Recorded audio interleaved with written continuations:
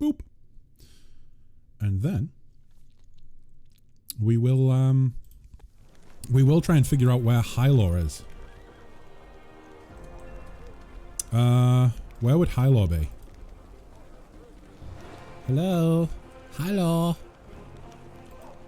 Where are you?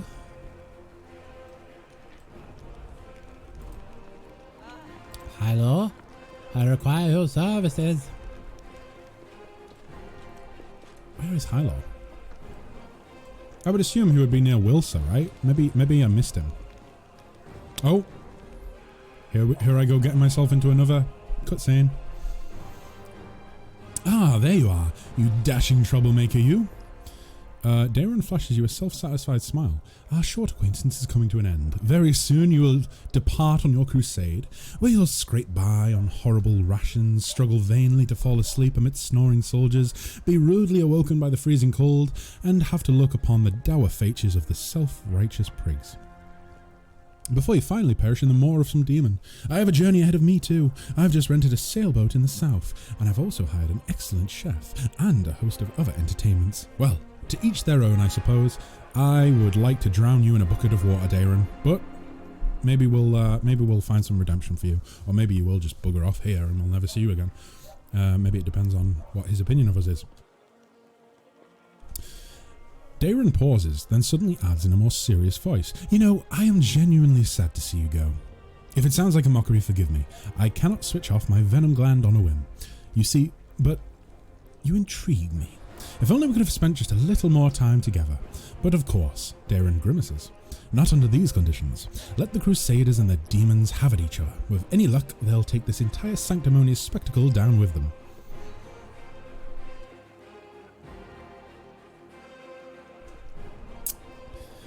Yeah, I kind of agree, Nicaea.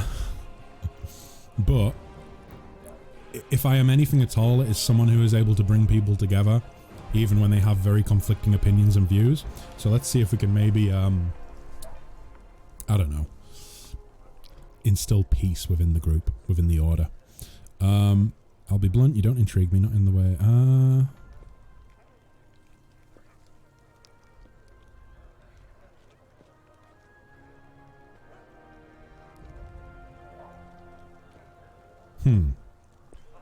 I don't like that option. I don't like that option. Hey Esmond, you can kill this guy if you want, shouts Sarah. Listen, I'll be blunt, Darren. You don't intrigue me, not in the way that you obviously had in mind, but you are a valuable companion, and you could have stayed in my party. Who? Me? Where? In this travelling... Pardon me. In this army? Darren offers a doubtful smile. You must be joking. Of course I won't stay. Who in his right mind would trade a luxurious and carefree life for this crusade? In any case, I intend to wait until the army departs. I do love a good send-off. Especially when it is I who is staying and someone else who is heading off to meet a dreary and hopeless end. Sometimes it does one good to ruminate on the unfairness of life. Well then, farewell, Commander. I assume I shall be your most precious memory on this most disgusting and exhausting road to the pointless slaughter of battle. Or, if not, the most precious memory, then at least the most stirring. Darren smirks before instantly losing all interest in you, or at least he pretends to.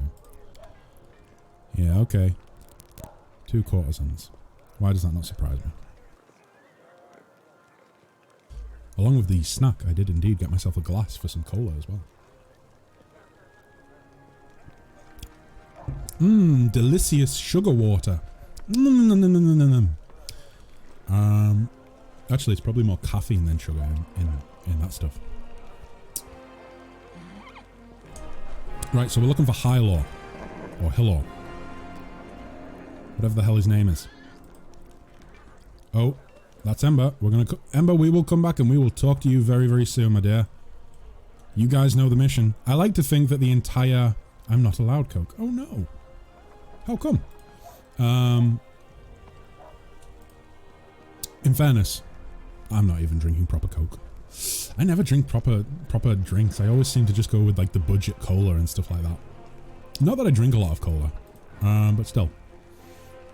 I think my girlfriend's a bad influence. She got me drinking loads of cola at one point. What was I saying? Oh yeah. I like to think that it's kind of like the unspoken order to the order of the Stupid Sexy Order, that we protect Ember at all costs.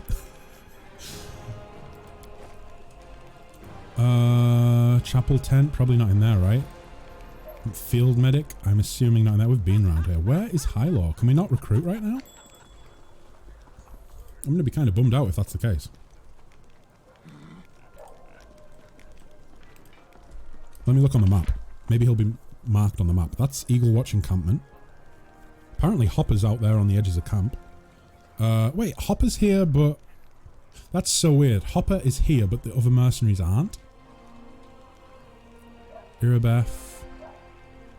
Nerosian recruits camp, encampment of Canabra's soldier. I don't see Hillor anywhere. The Stupid Sexy table. Oh, you're addicted? That's why you're not allowed to drink it? Yeah, like, my girlfriend, like, she drinks, like, a lot of cola. Like, she really likes Pepsi. And, like, when we got together, I went through a bit of a period of, like, drinking loads of cola because she would drink loads of cola. But I kind of had to, like, cut that out. Because it's just, it's just too much. It's too much! Plus, like, I'm someone who already drinks, like, way too much coffee. Like, I am the caffeine fiend. But if you add cola on top of that, it's just not a very good mixture, I don't think. Where the hell is Highlaw? One must show restraint. Exactly. Sometimes it's good to embrace a little bit of stoicism and forego things that you would otherwise really like to have. It's a good way of living, I think. A little bit of stoicism. Practicing the works of Marcus Aurelius himself. Is he in here? Possibly? No. Just a load of other people are. Where is Highlaw? Could someone do me a favor? And possibly do a little quick search? What was that? Oh, storyteller. Possibly do a little quick search to see where Highlaw is in camp. Because he's not showing up on the map. I don't think. We've got Eagle Watch encampment. We've got storyteller. Horgus Guam. Nerosian recruits encampment. Irabeth. Encampment of Canabra's soldiers. That goes to the field medic. That goes to Nuradendowar's tent, whoever the hell that is. Commander's tent. Tirabade's tent. Let's try the chapel tent first. It says a tavern. A tavern? Exit to the southeast? Exit to the south... Wait, there's a tavern?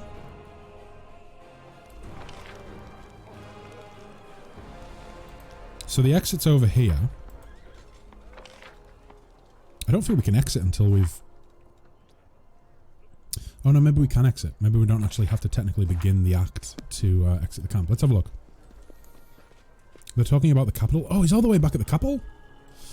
Right, we can't leave here right now. Tell you what, I will make the characters... Or character, I will make Samira as soon as I'm able to. I think I just have to maybe sit through a little bit of dialogue. Ah, I just got back. Looks like I missed the ending to the Grey Garrison.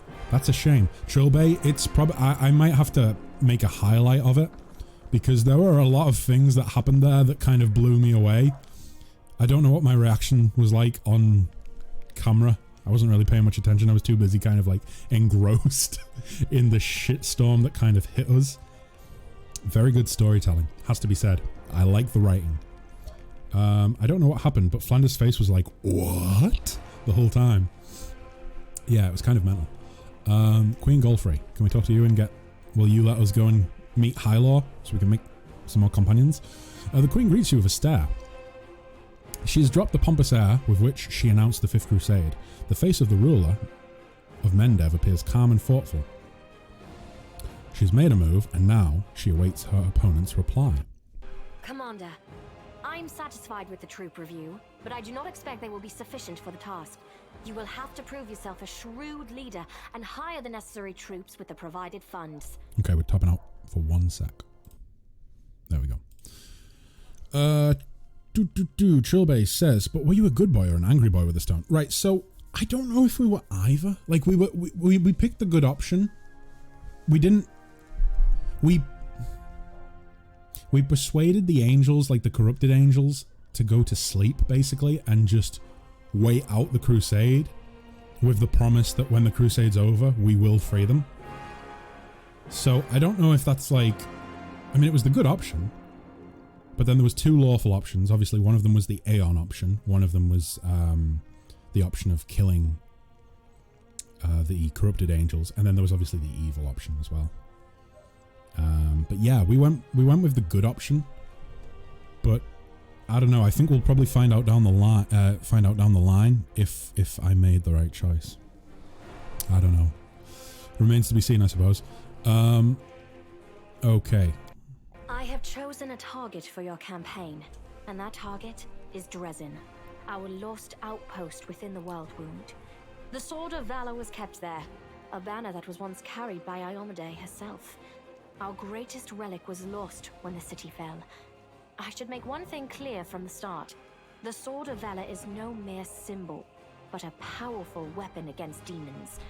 The holiness of the banner weakens them and robs them of one of their most dangerous abilities, teleportation. Damn. It sounds more like the neutral it sounds more neutral than anything, says Trilbay. Yeah, I suppose so. It was kind of a case of like, we didn't go with the lawful option and decide to kill the corrupted demons. We didn't go with the lawful Aeon option, which was to essentially, I think the lawful Aeon option would have possibly meant that all of the angels die, but the ward stone's destroyed as well, so it can't act as an explosive device, and it can't act as a ward to fend off demons. But we didn't go with that option because it just seemed absolutely baffling to me, and I didn't think, from an RP perspective, I didn't think that our character would think with the wisdom of an Aeon. But yeah, I didn't like that option. And then the evil option just seemed like the typical, like, I don't know, I feel like... A forced march to Dresden awaits you. The Sword of Valor is kept somewhere within the Citadel. The demons probably think it's a hunting trophy. Its recovery is just as important as retaking the city itself. I hope the task is clear. I'm sending 2 specialists to help you, along with the soldiers. A historian, Nura Denduar, and a cleric, Soziel Bainik. Soziel, that's how we pronounce it. So, I feel like, I don't know. Like, it obviously was the neutral option.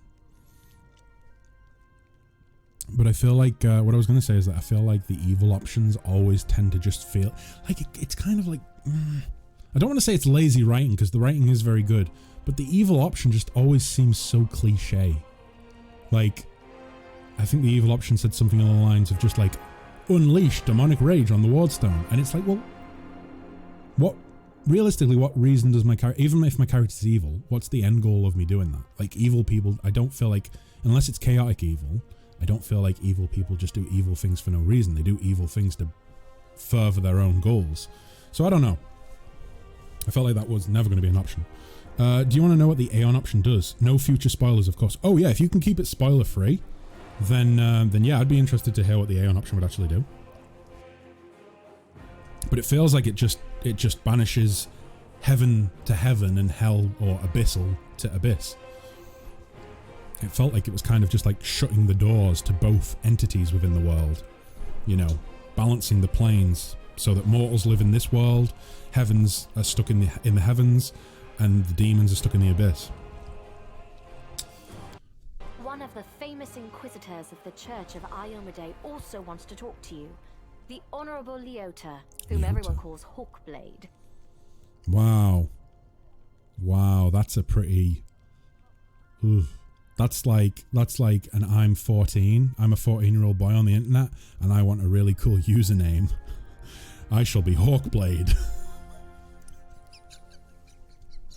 I mean, I can't really talk. I'm stupid, sexy Flanders, but still, Hawkblade. My enemies shall fear my name, Hawkblade. It's either that or it's like a really cheesy 80s action comedy. No, actually, it wouldn't even be a comedy because in the 80s we had to take action heroes seriously, even though they were comedically stupid. Yeah.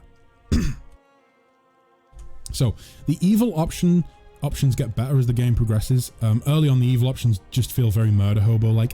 Yeah, that's kind of the thing the feeling that I got from it. However, I will say that it would be interesting to do a playthrough where you could kind of start with one alignment and then slowly shift. And it would be interesting to see if, I don't think it would be the case, but it would be interesting to see how companions would react and the world would react to your character changing their ways. Whether it be you start off as a really noble, good character and you slowly become corrupted and go to evil, or you start off as some sort of criminal mastermind or just really evil mastermind or whatever, and slowly become like the hero of the crusade.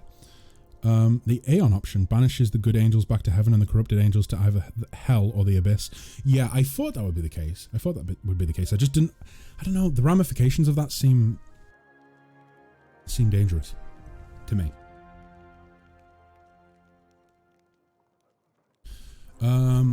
Let's see. Embrace says, I used to play a lot of Smite with someone called Monster Annihilator, and I kept telling him to change his name, and he was like, why?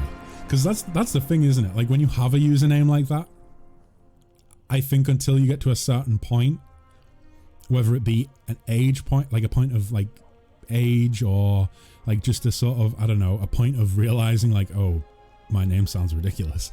I don't know. Like I say, I'm Stupid Sexy Flanders. And in fact, other than that, my usernames are normally kind of gibberish. Yeah. Oh well. Right. So. I do not wish to keep you, Commander. The matter I must discuss with you is extremely important, but it is not directly related to the Crusade. You no doubt wish to meet your new comrades and speak with Her Majesty. Therefore, I shall leave you now, but I ask that you seek me out in the camp at your earliest convenience. This is going to sound like a real nerdy audio engineer kind of thing to say, but I get the feeling that the dialogue for this guy was added to the game after the game was released. The reason that I say that, or at the very least it was recorded in a totally different setup to the rest of the voice actors. The reason that I say that is purely because when you hear audio in like recorded audio, you can sometimes hear within the voice itself what sort of room it was recorded in and what sort of space it was recorded in. Now that can come through like natural reverb and things like that. So for instance, if I was sat in a big hall and I was talking back here, it would probably be a lot of like reverb on it. So I would sound like I would be talking like this, and it would sound, well, not quite like this. More reverb, less echo and more reverb, but you get what I mean. This guy's voice lines seem to sound a lot different to other people in the game. So I don't know if maybe this dialogue was added in after the game, or if it was added in later in development, or what, but it seems to have been recorded somewhere different.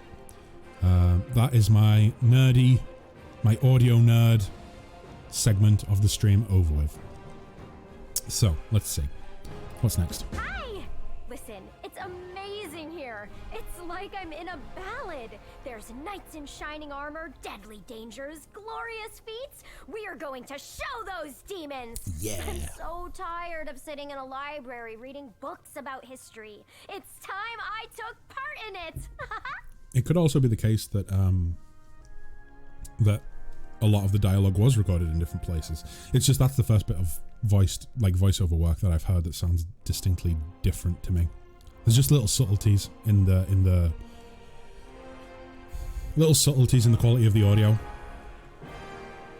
Oh my god, what an audio nerdy thing to say.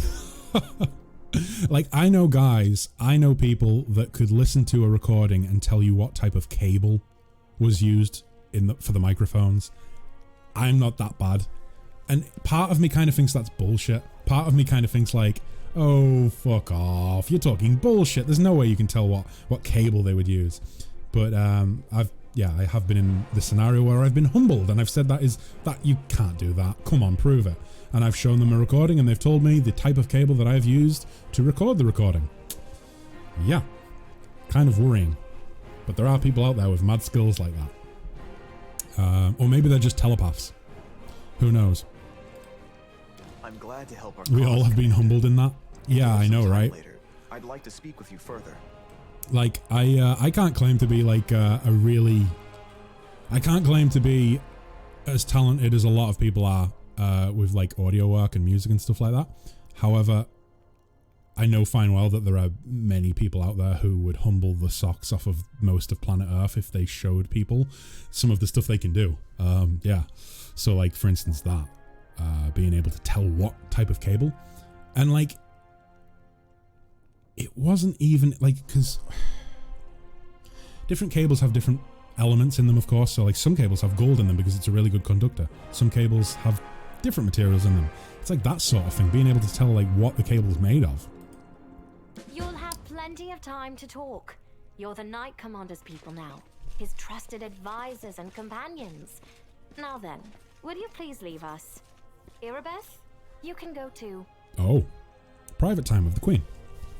But yeah, I mean, from like thinking about it kind of scientifically, I kind of can believe that they, well, I mean, I've witnessed it be done. I've witnessed someone tell me, you use this type of cable to record. It's like, wow, okay, that's right. But from a scientific perspective and trying to use some sort of element of science to support it, it would make sense that, let's say you're using a cable that has gold inside it. Obviously it's a better conductor of electricity, so the signal's going to be much clearer, less signal interference. So it might be the case that from the fidelity of the audio, you could kind of make a judgment call as to whether or not that element has been used in the cabling. But going beyond that, I don't know how else they could. I don't know. It's very big brain stuff. It's big brain stuff, and it is impressive if it's true. Okay, so when we met at the Defender's Heart, I never imagined you'd make me commander of the new crusade. Yeah, that's a good point. Some actions may be deemed bold or even extreme, and beyond those, there are some you might call the Queen's last resort. I am not a simple monarch. I am at war with the Abyss, a war which has lasted over 100 years. I cannot allow myself the luxury of caution. In you, I see a chance, and I am willing to stake everything on it. So is that all we are? Just a last resort? However, you cannot blame me for putting you in charge of the crusade. I only formalized what had already happened in the hearts and minds of many. People spoke of the power that descended upon you and helped you save the Wardstones from corruption and total destruction. Word of this feat quickly spread far beyond the borders of Mendev. There was no other person who could better fit the role of Knight Commander of the Fifth Crusade. Let me see. So, Nicaea says Queen's last resort, question mark? Well, that's a bit demeaning. She's a bitch in my eyes. Trailbase says, thoughts on Golfrey, question mark. So, initial thoughts, because obviously I can only say what I'm thinking right now. It might change in the future. I don't know. We'll see. I have seen some lore about Queen Golfrey through like the little, menu, little drop down bits like this that you can hover over. I've seen a little bit of lore about her. I've also heard a few NPCs talk about her. Let me tab out for a hot sec, guys. There we go. I've seen a few NPCs talk about her. Honestly, going off what I know so far, first impressions, she seems very self-righteous. She seems to take advantage of she takes advantage of like little potions, doesn't she? Potions that cost an immeasurable amount of money, like thousands and thousands and thousands worth of gold, to lengthen her life. So she does seem a little bit self-righteous, a little bit self-serving. I am pretty sure that she's doing what she thinks in her mind is in the best interest for Mendev against the Abyss. However,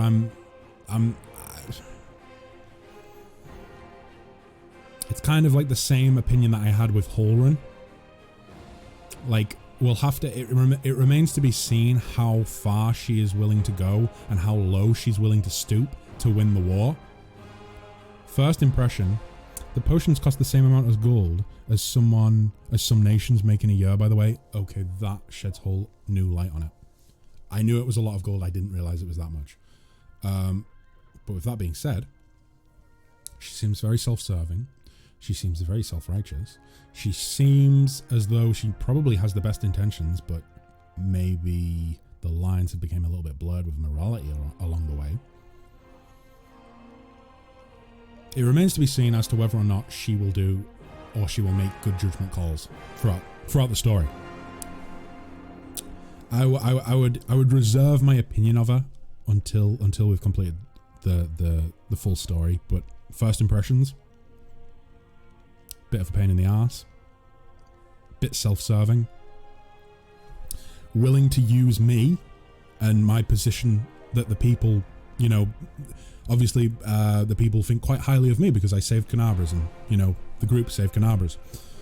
I think she's probably willing to use that for political gain and doesn't really believe in me as a cause. Probably would be quite willing to sacrifice me if it came down to it, because then I'd just be a martyr of the crusade and inspire more people to join as a crusader. So yeah, we'll see how that goes. We'll see how it goes.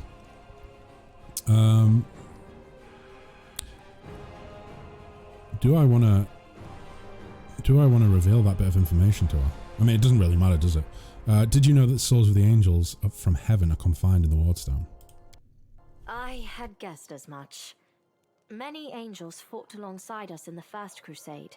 Heaven was unable to mobilize its full might to aid us, but individual celestials volunteered to fight for our cause. Then one day, they all vanished, saying that they were setting off on an important mission. Not long after, Iomede's herald erected the first wardstone in Canobris, and then the others in cities across Mendev. Even back then, I had nagging doubts, but my faith in Iomede easily assuaged them. It is for us to serve the goddess after all, not to question her works. So, quick question for you guys in chat.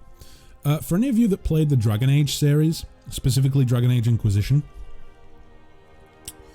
your character in Dragon Age Inquisition is viewed as being the herald of... Which god is it? What god is it that they what do they call the god in that game? I can't remember off the top of my head, but for some reason, every time she says like Herald of Iomede,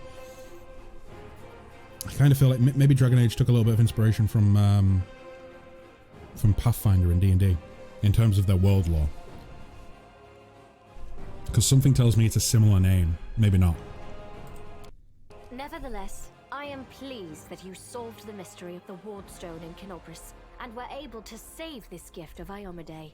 It was a deed worthy of a knight commander of the Fifth Crusade. So that's another pronunciation of Canabra or So now we've got Canobras. I don't know which one's right. I'll just call it what I say. I'll say what I say.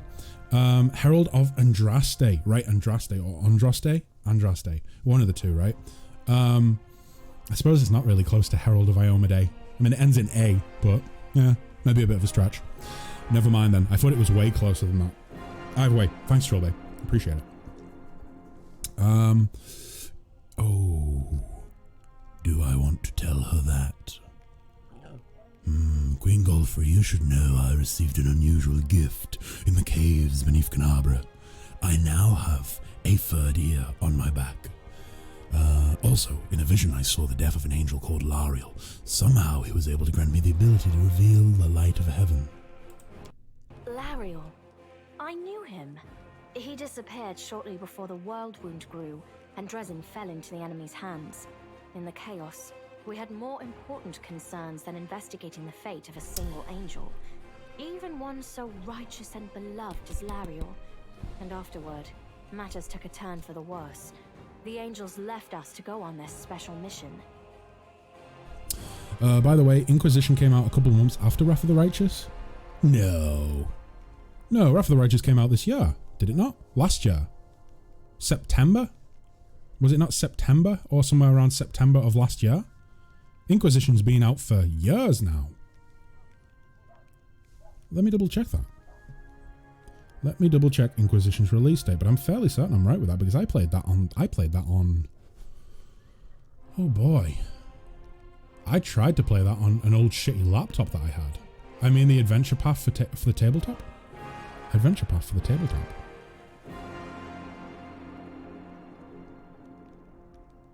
Wait, there's some sort of Dragon Age tabletop game? I don't understand. I think I'm having a dum-dum moment here. I think I'm having a dum-dum moment, Trilbay. I need you to enlighten me. But yeah, it is a bit strange. It is a bit strange. But I mean, I don't think... I certainly wouldn't look down on Owlcat. Or, sorry, look down on the devs for Inquisition for maybe taking a little bit of inspiration. I wouldn't look down on them for taking a little bit of inspiration from, like, other sources. I mean, I think everyone does, right? I don't think anything is original these days. I mean, if you've got any original books or movies that you can think of that are like wholly original and have whole new concepts in them that we've never seen before, let me know. Because I'm always looking for new stuff. But I mean, I feel like at this point, everything is in some way, or in some way could be deemed to be a recycling of old material. Wrath of the Righteous is an adventure path for the Pathfinder table. Oh, right. I knew Kingmaker. I knew that Kingmaker was a tabletop adventure or a tabletop. They call them adventure paths. Either way, I knew that Kingmaker was an adventure path, so to speak. I would say module, being D&D or being a D&D fanboy, but I knew that Kingmaker was a module. I didn't realize that Wrath of the Righteous was as well. I thought Wrath of the Righteous was an entirely new story. So it came out the same year as Inquisition. That's interesting. That's very interesting. So if Inquisition came out a couple months after Wrath of the Righteous, I mean, that would be way too far in development for them to really take any inspiration like that from it. Especially because Andraste, realistically, the gods in the Dragon Age universe, Fadus, I believe, realistically, those gods have been mentioned since like the first game. But I'm sure that you know, I'm sure that some inspiration was there maybe. Nicaea says, I'm going to bed. It's almost midnight for me. Good night and good luck. Nicaea, thank you very much for tuning in. Thanks for coming back to say hi as well and checking out Act 2, or at least the little bit of Act 2 that we're starting to play through. I'm probably going to be on for another... Oh boy. I could be on for another like 2.5 hours potentially. We'll see. We'll see. I might do a very long stream. We will see. But yeah, interesting nonetheless to see, to think that there might be some cross-pollination between the two IPs. Whether it be tabletop or video game. It is so strange to hear the names I used to hear when I was young.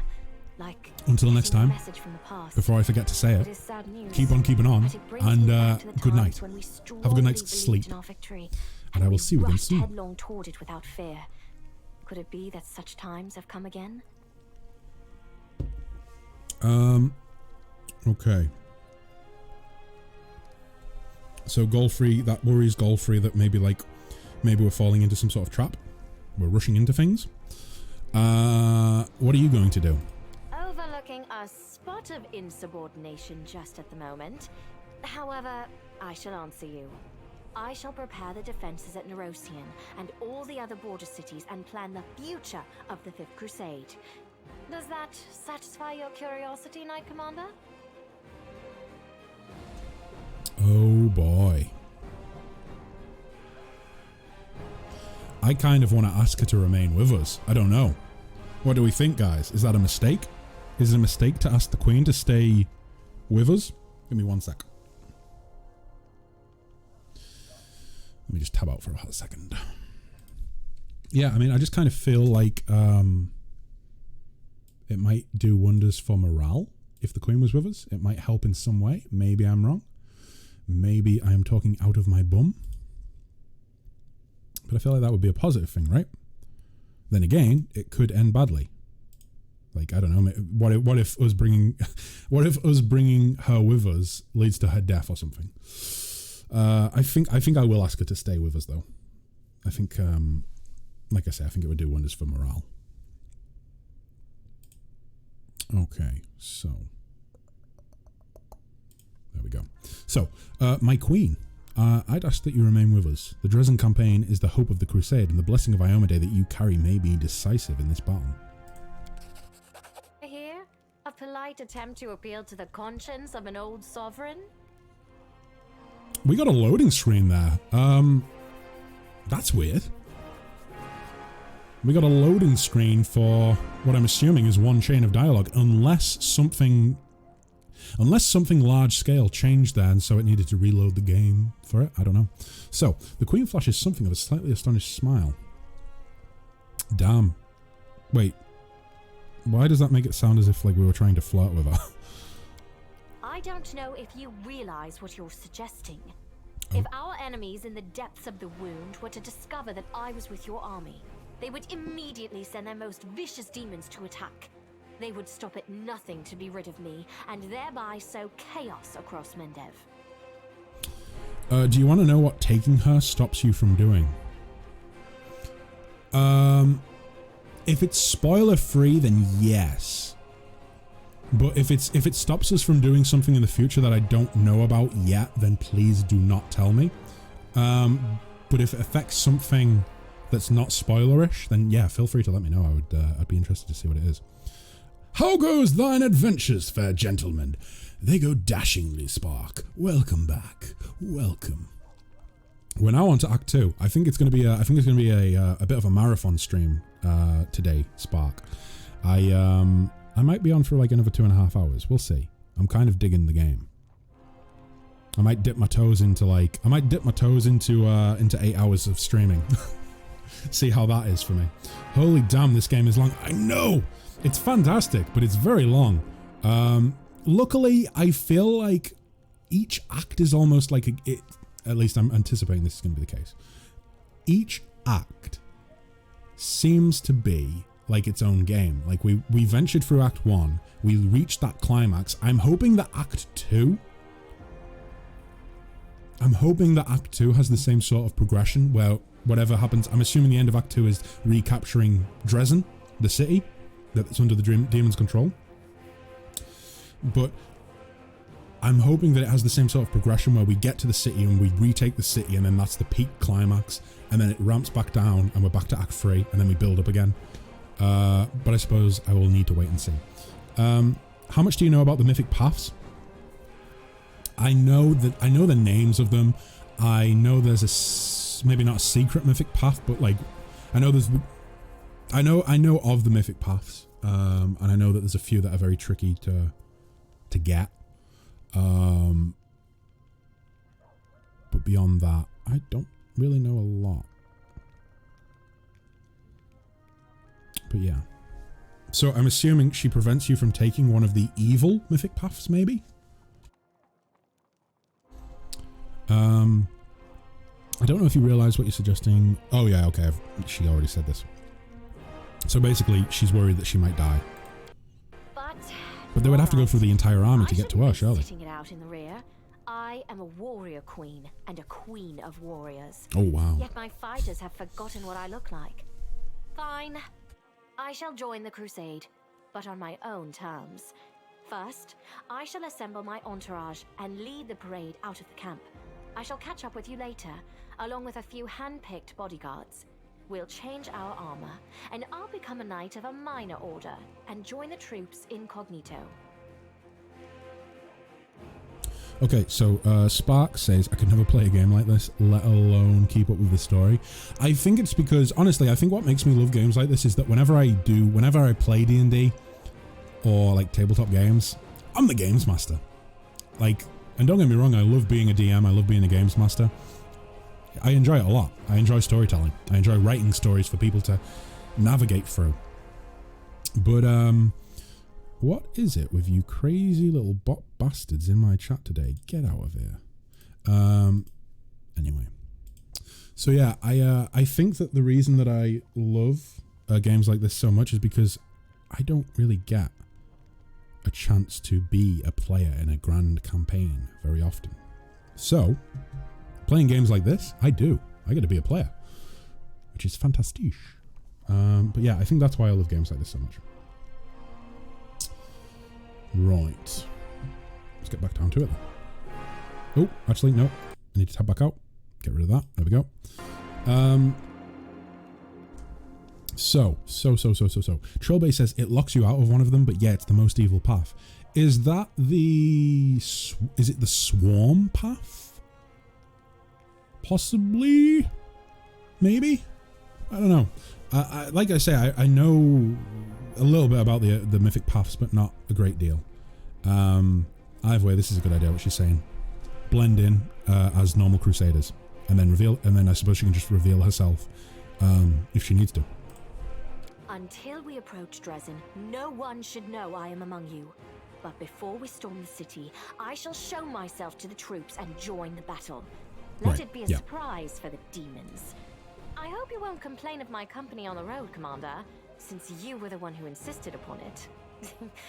Do you have any other questions?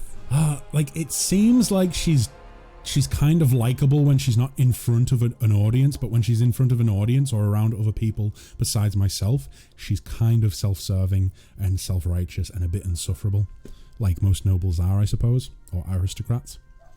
Oh yeah, that is the case.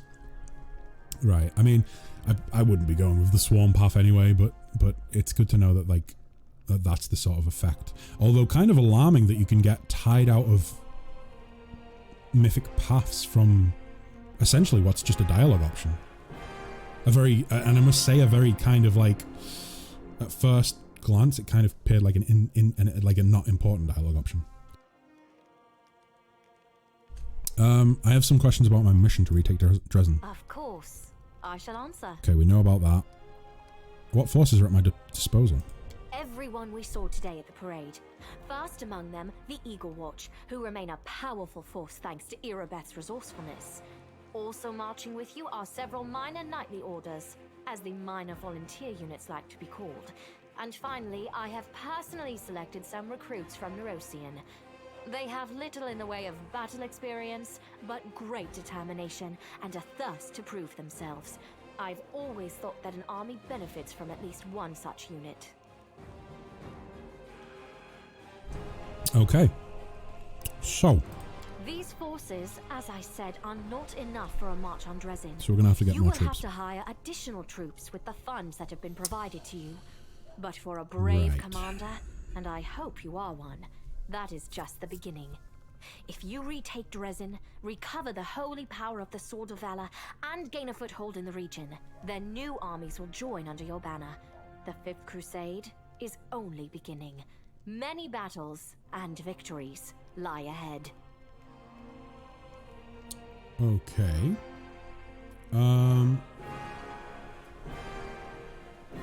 I vaguely remember the crusade management element of the game.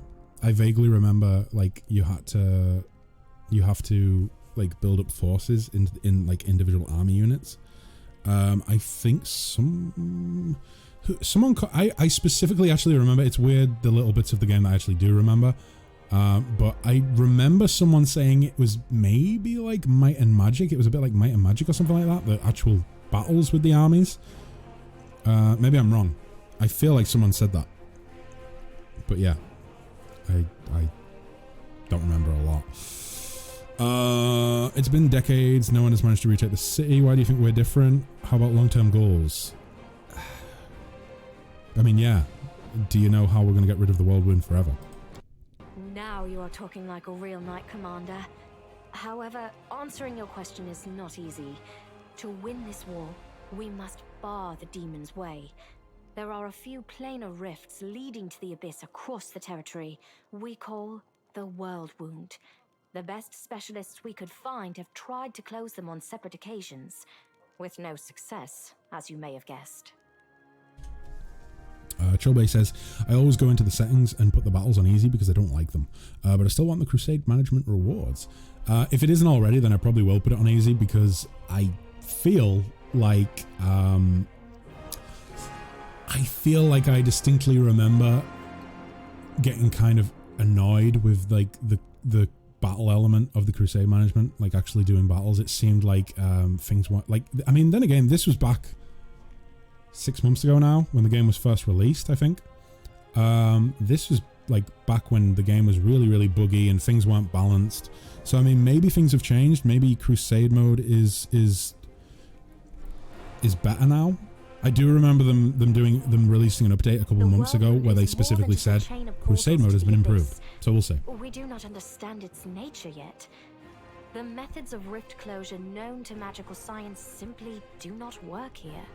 However, we have a hypothesis, and a rather well-grounded one, that we must begin at the source of the problem, the place where the world wound was opened. Okay, so we're going into the Eye of the Storm eventually. The main Is that like rift Act lies 6? through the city of Act Is 7? and the Threshold Fortress, deep in the former lands of Socorus. We have never managed to fight our way so far and gain a foothold to allow the mages to explore the origins of the world wound. So, the next step, after you succeed in Dresden, is an offensive push deeper into the world wound, with the aim of reaching Threshold, the very threshold of the abyss. Okay, that just kind of spoiled my immersion in it for a second there. Guys, this word here, this word right here, mages, right? Mages. What instruction was the voice actor given that made them say mages? She said mages. A foothold to allow the mages to explore the origins of the world wound. That, I mean, you could probably see from my reaction when she was saying it that, like, that broke my mind a little bit there. The mages to explore the origins of the world wound. What? You call yourself the queen and the leader of the crusade? And you don't know how to say mages? Mages. I don't know. I'm sure there's some accent in the world that would pronounce mages as mages, maybe like broken English. She obviously meant midges. Yeah, we're gonna send a swarm of small flies, also known as midges, to discover the origins of the world wound. Oh boy, oh boy. Either way, it broke my immersion there for a second. I'm back in it. I'm back in the zone. Okay, possibly, maybe, we'll see. Yeah, I think that's all of the questions that we have. Wonderful. What if she?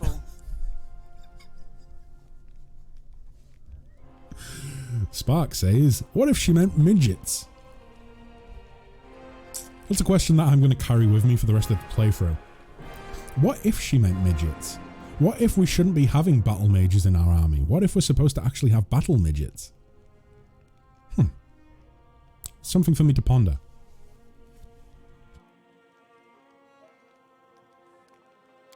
Splendid. Ah, yes. We have one final matter to attend to. It should be rather enjoyable. The Queen gives you an impish wink. Godfrey, settle down. None of that here.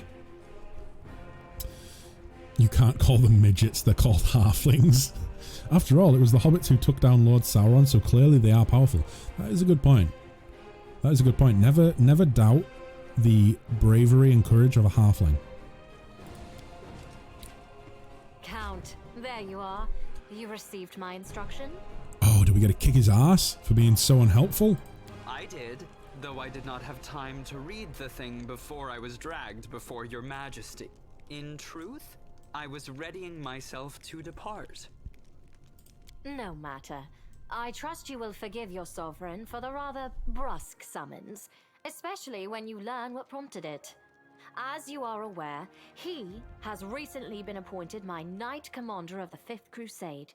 I spent a long while pondering whom to appoint to the highly sensitive post of Commander's Field Attaché and Advisor Plenipotentiary without portfolio. Congratulations, Count. What? Do I not get a say in this? I don't want him on my war council. So a halfling is called a halfling because they're half the height of a human. That is indeed correct. This implies the existence of quarterlings and eightflings.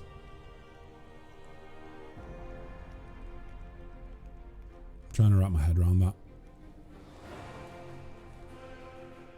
Try saying that title 3 times fast. I don't know if I can even get through it once, but let me see. Attaché and advisor. Nope. Plenipotentiary. Attaché and advisor plunder potentially without portfolio. Attaché and advisor plunder potentially without portfolio. Attaché and advisor plunder potentially without portfolio. I tripped up on the third one there. Oh boy. That's a mouthful. It is a great honor, I suppose. Oh no. No! Ugh. You forgot the commander's field in the front? Oh, should I have read the full thing? Commander's field. Oh, sorry. Yeah, commander's field attack.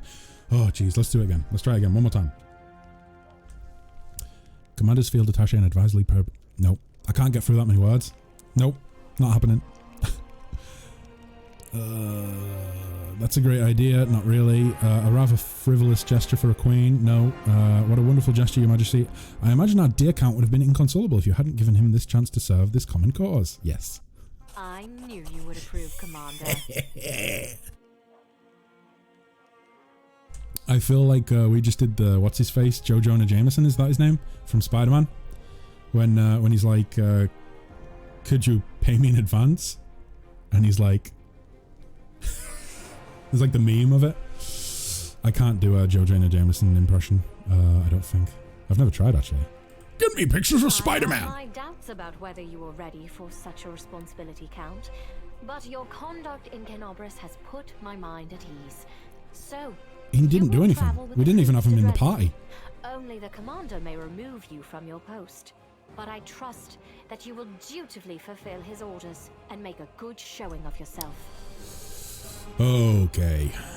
Especially since word of your appointment, Count, will reach the court at any moment. Oh. All of Mendev's nobility will be following your successes in service to the nation, including all of your devoted admirers. Oh. I even heard that one bard with whom you are particularly friendly has already begun composing a ballad to honor your heroic participation in the crusade and your faithful service to the commander here. Is anyone writing ballads about me? No? Your largesse truly knows no bounds, dear cousin. I am most gratified by the honor you have shown me. I would like some ballads to be written about me. Give me a ballad. Then let's get going. May Ayomade help us. Oh, okay. No ballad for Flanders. Flanders Fables? Damn, that needs to be a book now. Somebody write Flanders Fables. I only ask for credit via, you know, like maybe a note of like, oh, I was inspired by Flanders to create this book.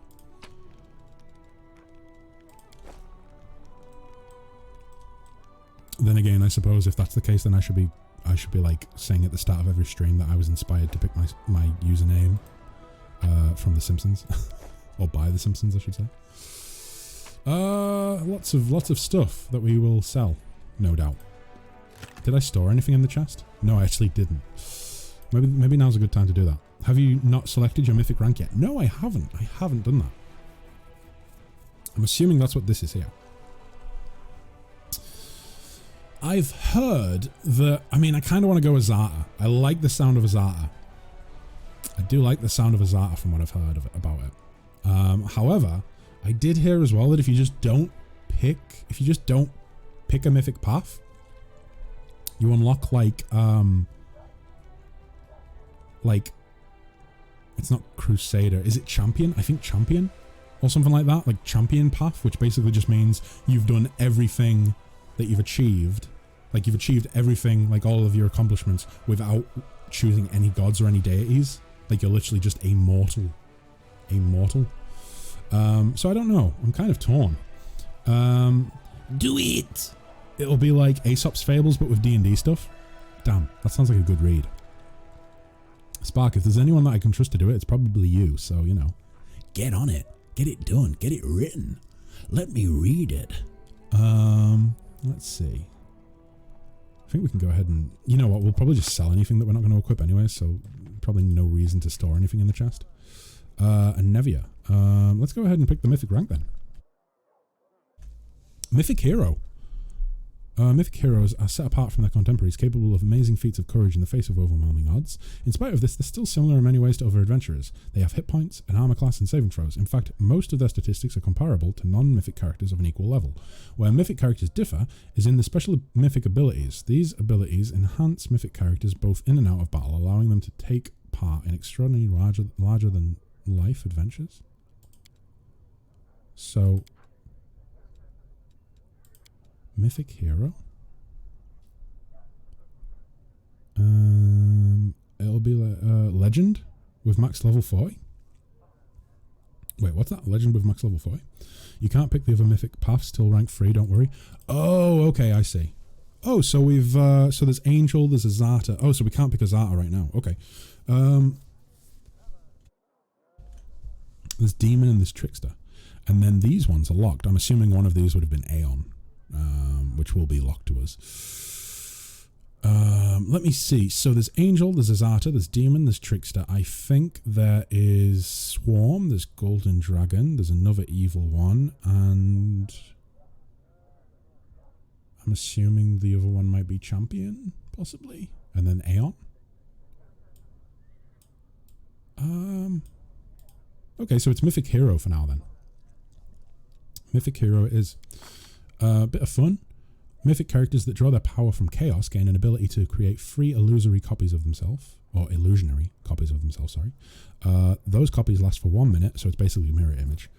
Yeah, like the mirror image spell, protecting the character from attacks. Those characters can use this ability 3 times per day. On second mythic rank, those characters become more creative, gaining a +3 circumstance bonus to all skill checks. I kind of like the idea of a bit of fun. I like that. Close to the Abyss doesn't make sense from a role-playing perspective. I don't really think I'll go with that. Yeah, pair of horns. They gain a gore attack. Doesn't make a lot of sense for my character, I don't think. Close to the Heavens. Mythic characters that draw their power from good gain an ability to unleash a ray of heavenly light. So is it healing? Yeah, this ray heals allies. So basically it's a ranged healing ray. So 4d6 plus 2d6 per mythic rank. So that would be 66 at level 1. Okay. Oh wait, plus 2d6 per mythic rank points of damage, or deals the same amount of damage to enemies. Right, okay, I see. Those characters can use this ability 3 times per day. Yep, and then at second level, those characters become closer to angels, gaining resist acid, resist cold, and an immunity to petrification. Okay, I don't really. I mean, it sounds useful, but I don't really like the sound of it. Mythic characters that draw the power from death. That again, that's not really us. So yeah, I mean, we are going for like an RP friendly playthrough. Even if some of these are going to be more powerful than others, I think we should probably stick to our guns and go for the role-playing idea of it. Force reality. Oh, so this is like Aeon Path. So basically it's, I think that's probably a Zata or Trickster. Or maybe that's a Zata.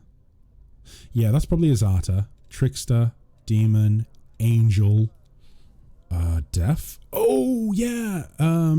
Yeah, there's a, I was wrong. It's not, the other path is not, whatever I said it was. It's Lich, isn't it? Lich and Aeon. So what's this one then? Mythic characters that draw their power from freedom gain an ability to unleash a bolt of energy from Elysium itself, targeting an ally or foe within 30 feet as a ranged touch attack. The bolt deals 4d6 plus 2d6 per mythic rank points of damage to enemies. If used on allies, the bolt instead charges their attacks with weapons for 2 plus mythic rank rounds. Companions' attacks with weapons deal an additional 2d6 points of holy damage on hit and count as good for the purposes of bypassing damage reduction. Those characters can use this ability 3 times per day, plus 1 extra time for each mythic rank beyond the first. Okay. On the second mythic rank, those characters become closer to the Azatas that live in Elysium, gaining resist electricity 20 and plus 4 bonus to their saving throws against mind-affecting effects. Right, here's the deal. That might be the Azata one, like the Azata friendly choice. But until we actually pick Azata, I think we're kind of free to go between probably either freedom or bit of fun. The thing is, I really like the idea of getting that +3 circumstance bonus to all skill checks. That sounds fantastic to me. I think I'm going to go with a bit of fun. As well as that, it's also going to mean if we're basically casting mirror image on ourselves, we're going to up our AC, right? I believe that's how it works. If an enemy rolls an attack that matches your armor class, it will instead hit one of the illusory images and destroy that rather than hitting you. So basically, we have 3 shields before we can be attacked ourselves, I believe. Might be remembering that wrong. Either way, I think it's a bit of fun. I do like the idea of getting that bonus to skill checks, and mirror image would be helpful. Like, I just don't really think that I have the need for a +4 bonus on saving throws against mind affecting effects. It doesn't seem as useful to me as just a general bonus to all skill checks. So I will go with the jack of all trades, I suppose, option and go a bit of fun. Right. Wait. What did I do there?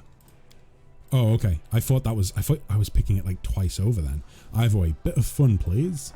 Mythic ability, abundant casting. You've learnt a way to increase the number of spells you can cast per day. Benefit. You can cast 4 more spells per day of 1st, 2nd, and 3rd ranks each. Ooh. This ability does not affect mythic spellbooks. Okay. Right, so Archmage Armor. I'm fairly certain that when we pick up Dragon Disciple, which we're going to do right now, or at least in a few minutes, I'm pretty sure that we will be wearing armor from then on. So I don't think we'll be using Mage Armor. Ascended Element. Choose one energy type. The damage of that energy type you deal can no longer be prevented or reduced by... I think we need that. We are so focused on fire damage or fire elemental damage, but it doesn't work well on demons. They have resistance to it. If we can negate that, we could actually probably make Flanders a pretty decent DPS caster. So, I mean, I get to pick more than one of these, don't I? When I level the mythic rank up, I'll get to pick further mythic abilities, right? Yeah, 1, 2, 3, 4. Every 2 levels, it looks like. So, yeah, every 2 levels. Do you want some advice for Sorcerer? Yes, please, Trilbay. If you could give me some advice, I'd appreciate it. I am kind of leaning towards Ascendant Element Fire, though. I do. I would like to be able to use my fire-based spells and do full damage to demons with them. The bigger they are, that's ranged weapon attacks, might be useful on Matrim. Especially against... Actually, it'd be better if we had like a small character, because I think it's... you gain a bonus on your attack rolls of ranged weapons. Oh no, it doesn't matter what size you are, it's only about what size the enemy is. Unstoppable, Unrelenting Assault, Thundering Blows, Second Bloodline. Don't really see the point in going with a Second Bloodline. Ranging Shots, Powerful Shadows, Mythic Charge, Master Shapeshifter, Magic Nullification. Oh, Magic Immunity, okay. Inspirational Leader. Doesn't really seem worth it. Oh boy. Every time you deal energy damage to a creature, you apply an elemental mark to it. If during the next 3 rounds you deal energy damage to a mark target with a different type of energy, the target is dealt additional divine damage.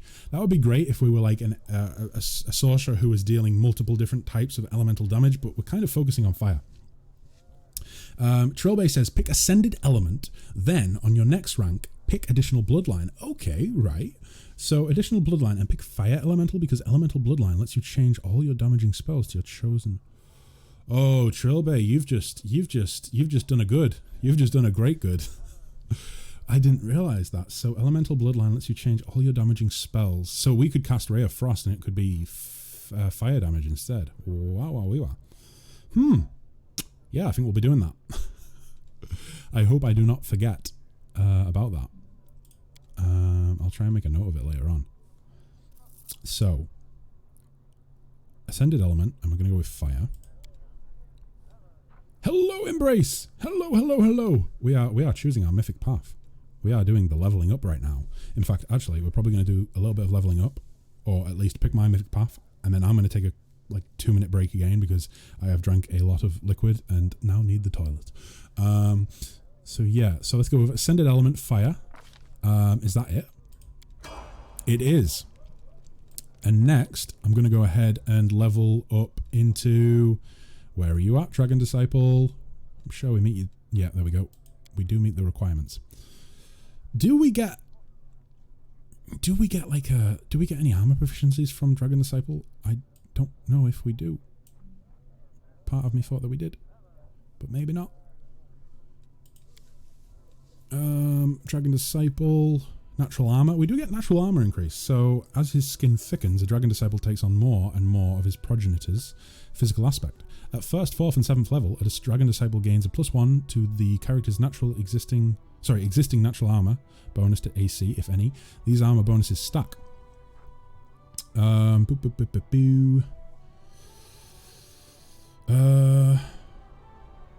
me see.